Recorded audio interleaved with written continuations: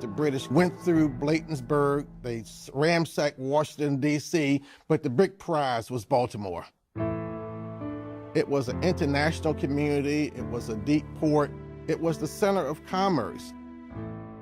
And it's the home of a lot of the privateers that are causing them problems. Baltimore, big shipbuilding town.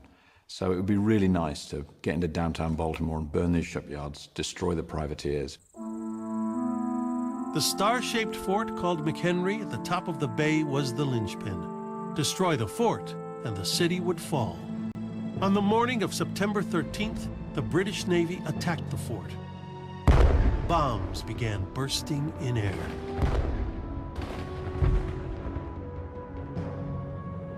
The British hurled 1,400 cast iron exploding shells at the fort within a 48-hour period.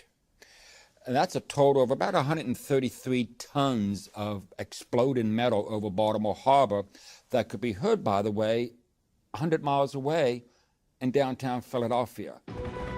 For all the explosions, what Americans would remember from that night was the work of a lawyer, Francis Scott Key. He watched the bombardment from a ship just 8 miles away. Key had seen over Fort McHenry this gigantic flag flying before sunset. And throughout the night he paced the deck of his ship in the darkness, hoping the explosions would continue, because if there was silence, it might mean the fort had capitulated. As the morning mist clears, as he says in his hymn, he saw the American flag. And he had never looked with such reverence upon the symbol of his country. He took a letter out of his pocket. On the back of it, jotted down thoughts, words, phrases, anything that tumbled through his mind while the intensity of the moment lasted.